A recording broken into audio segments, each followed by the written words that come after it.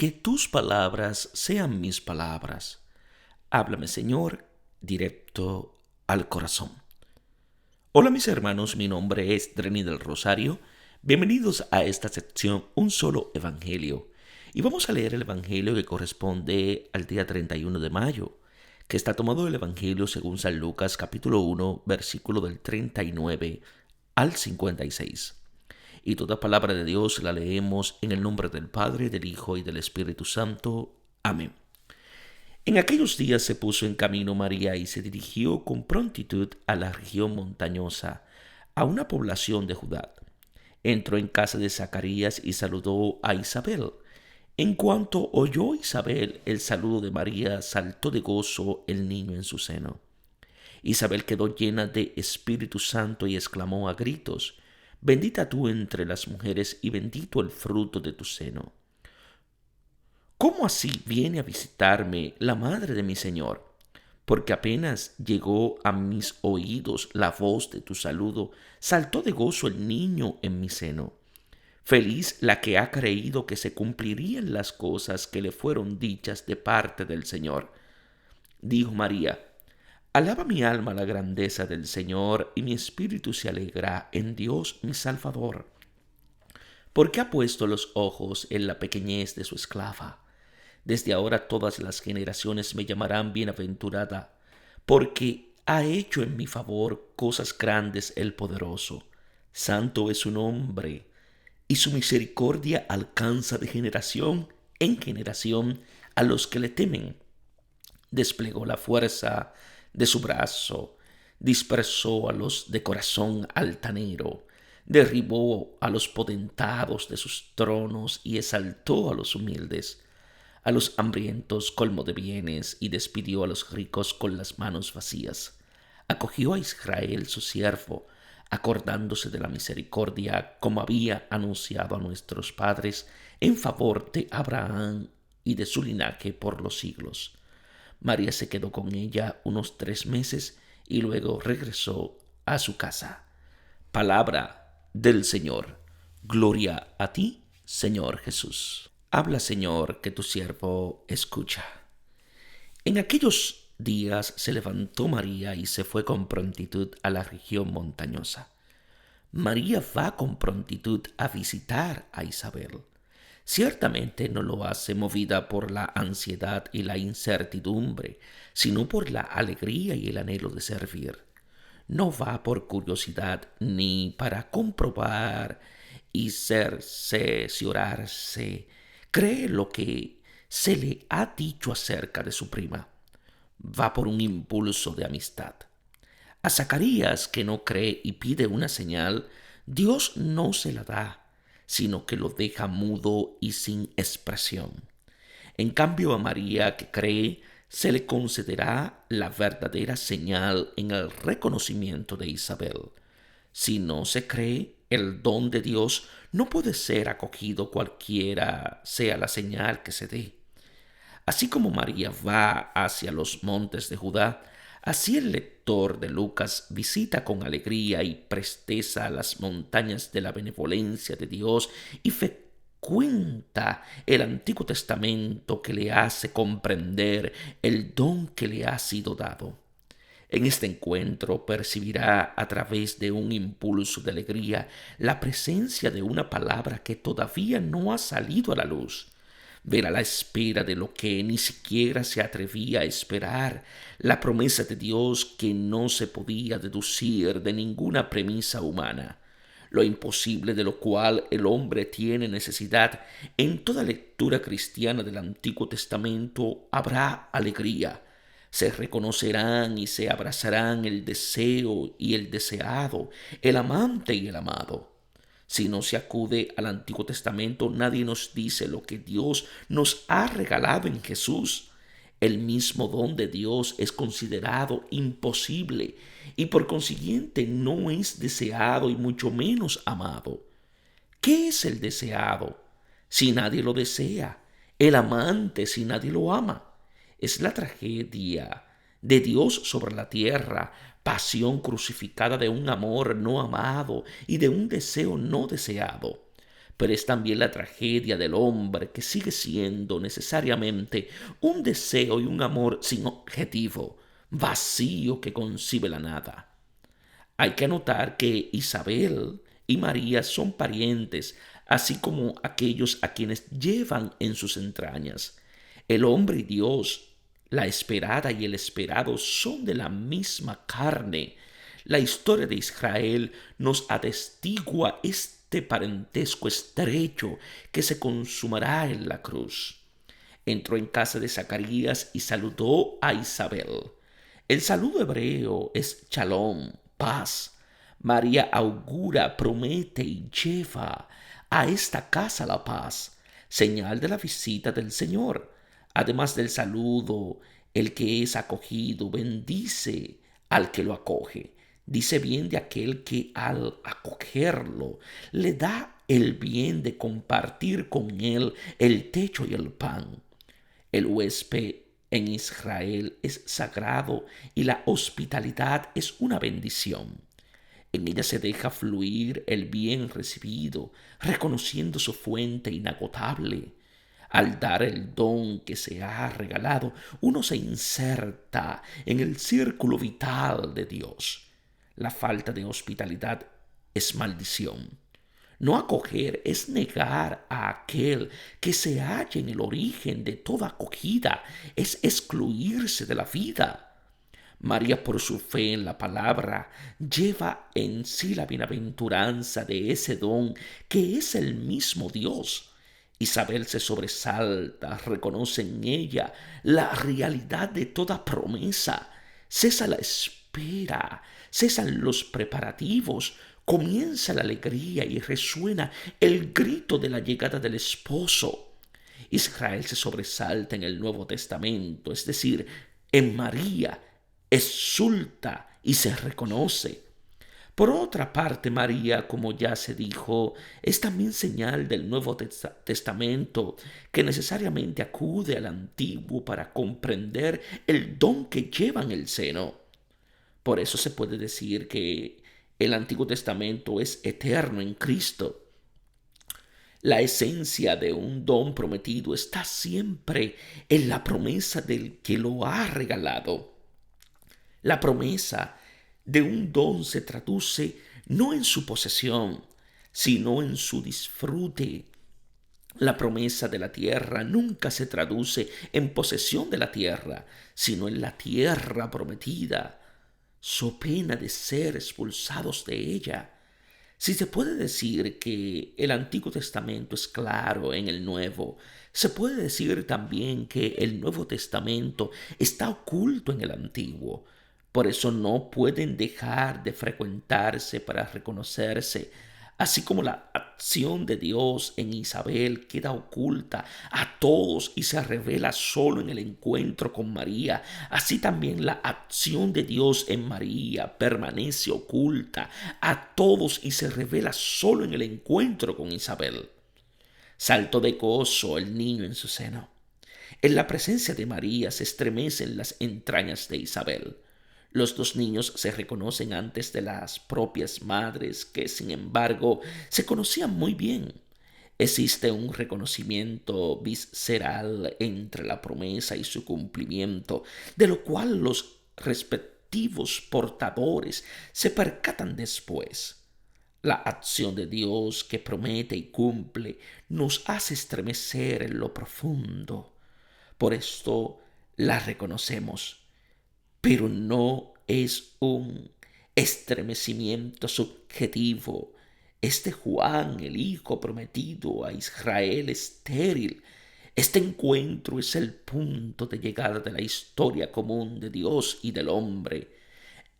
Él se vive antes en la exultación objetiva de las entrañas y luego se celebra con el corazón y la boca de las dos mujeres. Este relato anticipa a Pentecostés. El mismo espíritu que allá llenará a los apóstoles, aquí llena la Eucaristía. El encuentro con el Señor al final es siempre este don del Espíritu que es reconocible por sus frutos. Bendita tú entre las mujeres y bendito el fruto de tu seno.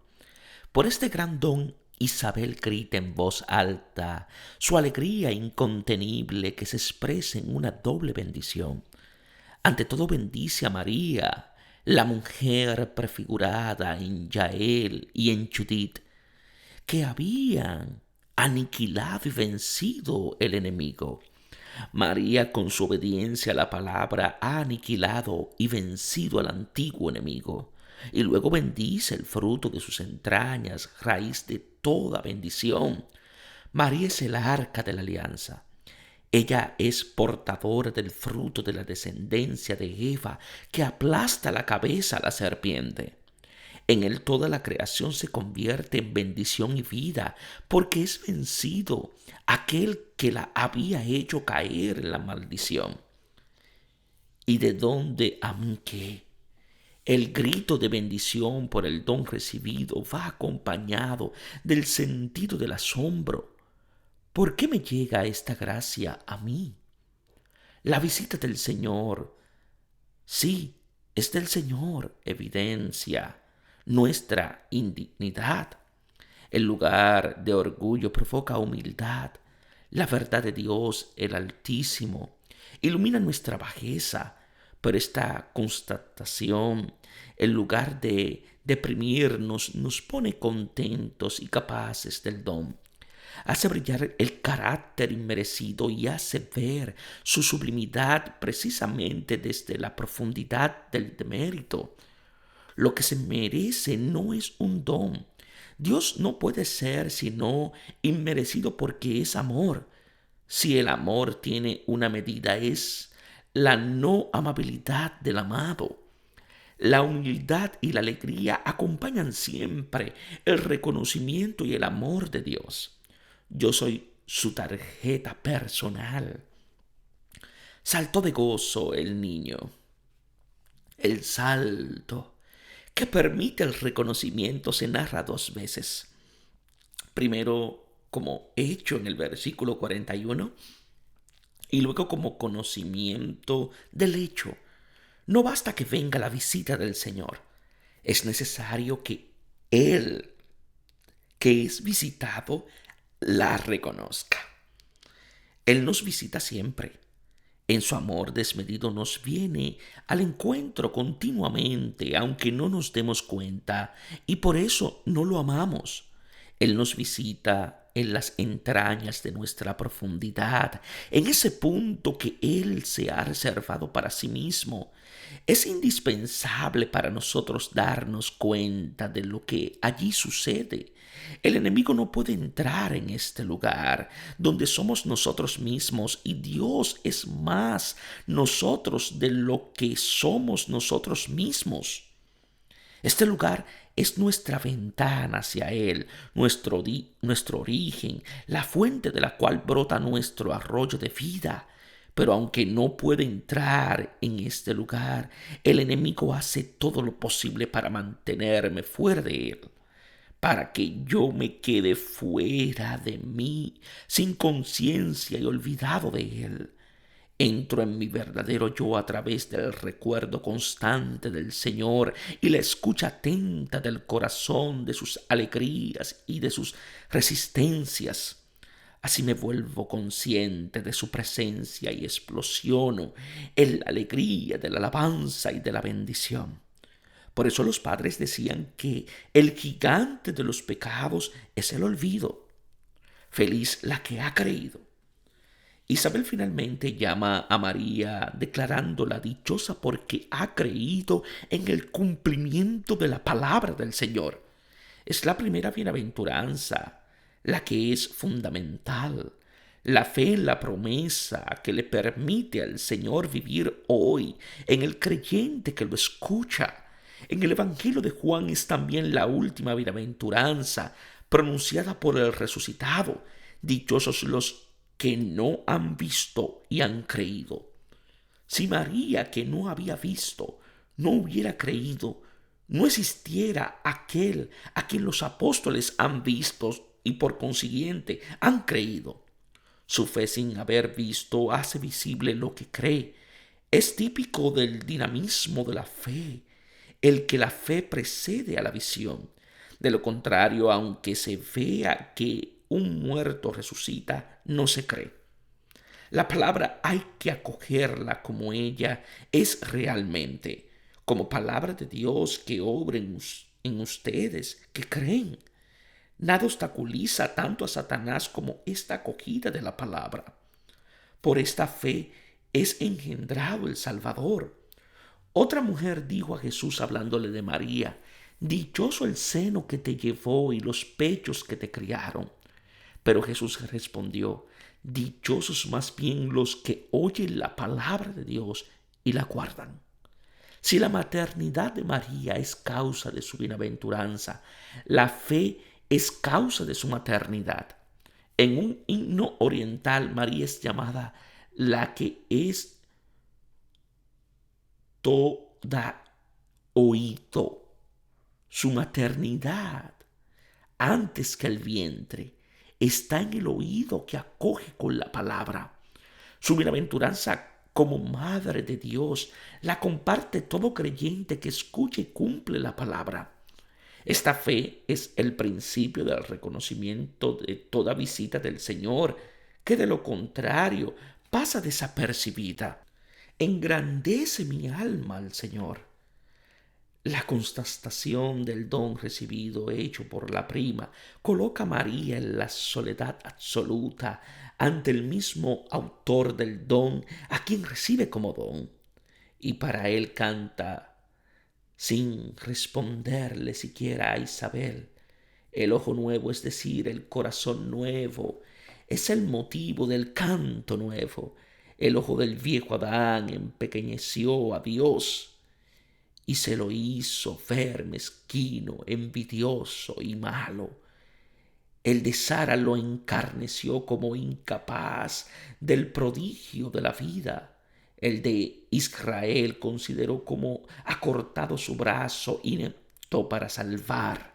En cambio, el ojo de María engrandece a Dios y lo ve como generoso en el amor, dador de todo bien, capaz de dar la vida, poderoso en su brazo, victorioso sobre todo mal. El hombre había convertido a Dios en un ídolo a su imagen y semejanza, en un continuo empequeñecimiento de él que inevitablemente viene a ser un empequeñecimiento de sí mismo hasta el anodamiento. En cambio, María le atribuye la grandeza a su nombre, lo reconoce como Dios y muestra que está llena de él. Cada uno lo recibe en la medida en que lo engrandece, y lo engrandece en la medida en que cede el puesto a su altura humillándose. Por consiguiente, María lo engrandece no porque sea vanidoso y desee ser reconocido en sus prerrogativas, sino porque acoge su grandeza. Es nuestra verdad. Si María, en lugar de alabarlo, se hubiera exaltado, se habría convertido al instante en Lucifer, como todo el que se apropia del don recibido. El don más grande que Dios nos ofrece, el primero de todos, es considerarlo grande, grande para nosotros. Esto despierta en nosotros una magnanimidad humilde que nos hace a todos idóneos a acogerlo. Y mi espíritu se alegra. La consecuencia de haber engrandecido a Dios es la alegría. María no se complace en sí misma, ni en el don que ha recibido, ni en la salvación, sino en el autor del don y en el mismo Salvador. En él exulta y danza. Este alegrarse de la gracia de Dios es el destino sublime del hombre. Todos los dones que él nos dispensa tiene como finalidad el que participemos del placer de su corazón. Son señales sencillas de su amor, joyas que el amado da a la amada para que se alegre en él. Ha puesto sus ojos en la humildad de su esclava. Se dice el motivo del don, no es su piedad o bondad, No es la sublimidad humano-religiosa la que ha atraído la mirada de Dios. Él es el Altísimo y puede mirar solamente hacia abajo. Así como concede su gracia al humilde, así resiste al que se enaltece. Por consiguiente, el motivo del don de su humildad, la misma raíz que la palabra hombre, su condición, la de ser tierra, pequeña, humilde.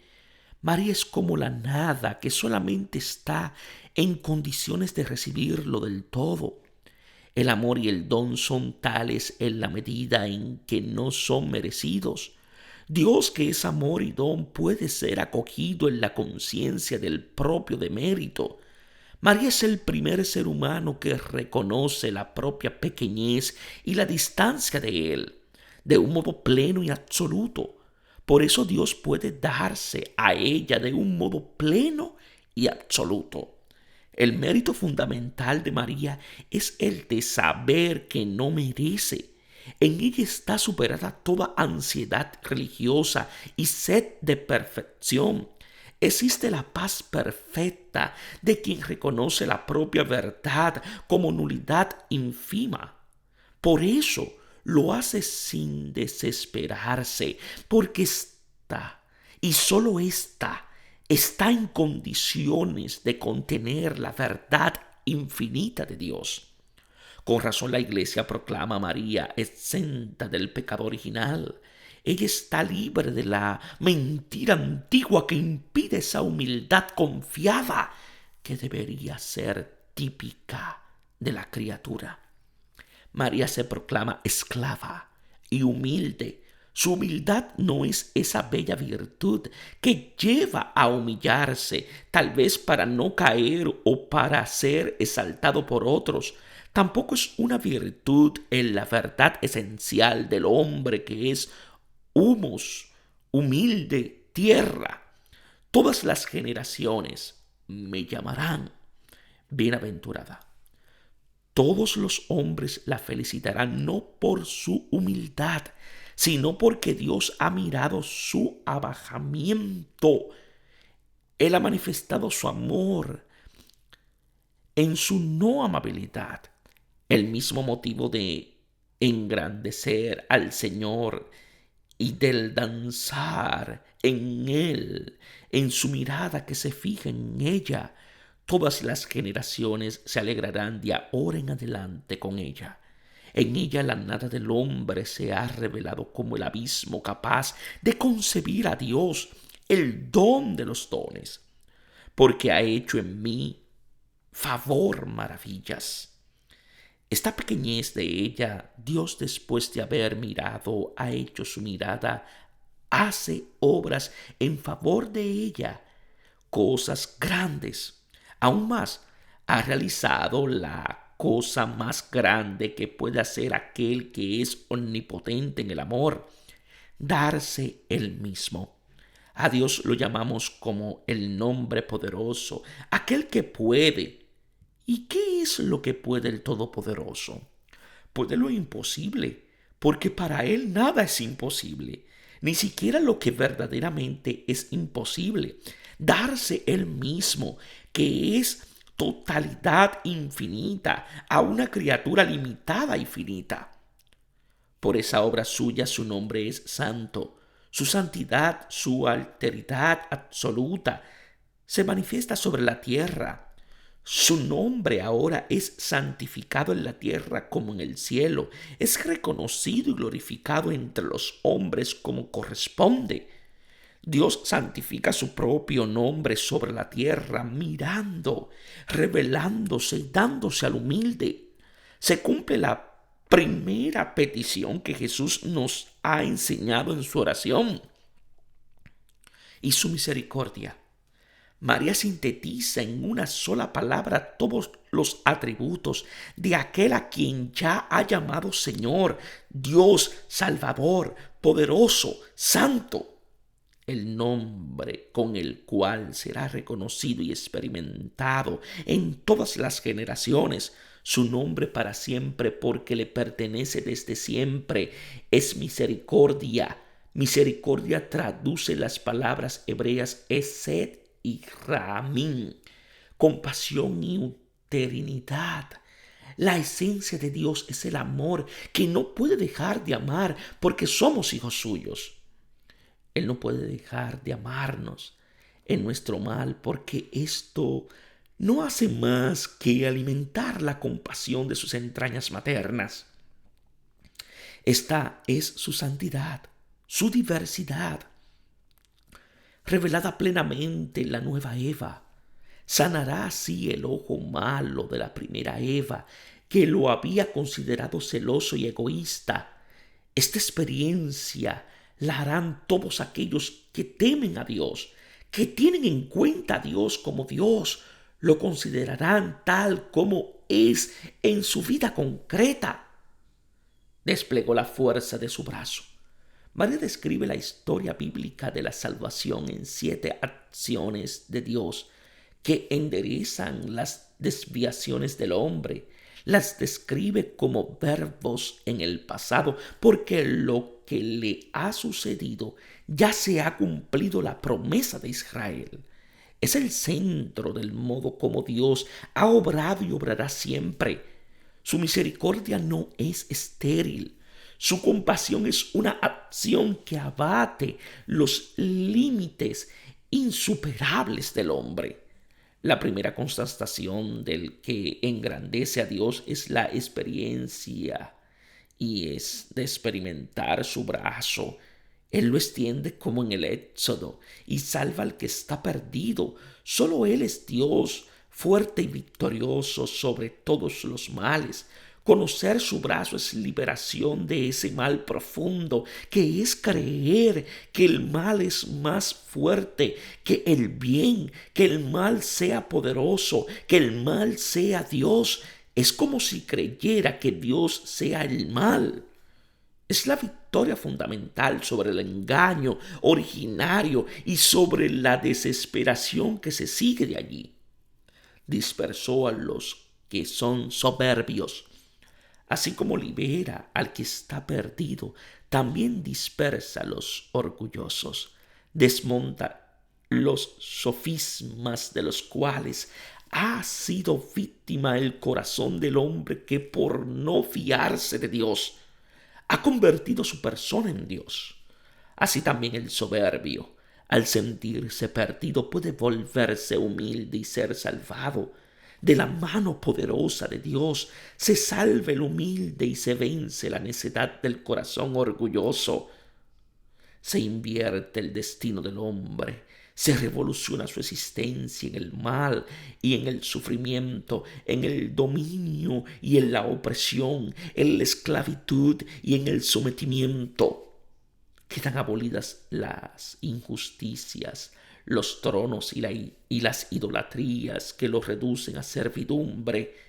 El hombre verdadero, en su realidad de ser humilde, se levanta hasta su dignidad de persona amada por Dios. El hambriento queda saciado y el saciado queda reducido al hambre. Pero también el que está saciado, al ser reducido al hambre, es colocado en la condición de poder ser saciado por Dios. Además del sentido material, esa acción hay que entenderla también en sentido espiritual. Queda saciada el hambre insaciable del hombre de ser como Dios. Toda saciedad falsa, en cambio, quedará reducida a un hambre genuina para que ya no sea hambre de ídolos, sino de la verdad. Así también las manos, que necesariamente están vacías, las de aquel que obra la iniquidad, ella no llena la mano del que cosecha la mies, que es el que la ha sembrado, ni el seno del que recoge sus gavillas. Podrán finalmente tenderse para acoger el don. La expresión del vacío, hoy tan difundida, y en el acto de quebrarse el ídolo y reducirse a pedazos, el que no paga y se hace trizas en las manos. ¿No hay que reconocer acaso que el hombre se encuentra siempre en la presencia de aquel ante el cual todo ídolo se derrumba? acogió a Israel, su siervo. María sabe que lleva en sí el cumplimiento de la promesa. Finalmente Dios asume el cuidado de su pueblo como ya lo había hecho en el Éxodo. Cuando en tierra desierta lo encuentra en la soledad rugiente de la estepa, como había anunciado a nuestros padres. Lo que se realiza en María es la misma promesa hecha a Abraham. Ella que ha creído la palabra ve que se realiza en ella misma toda la historia de la promesa, abierta a todos. En su descendencia, que es Jesús, serán bendecidas todas las generaciones de la tierra. Que Dios os bendiga en sabiduría y en santidad.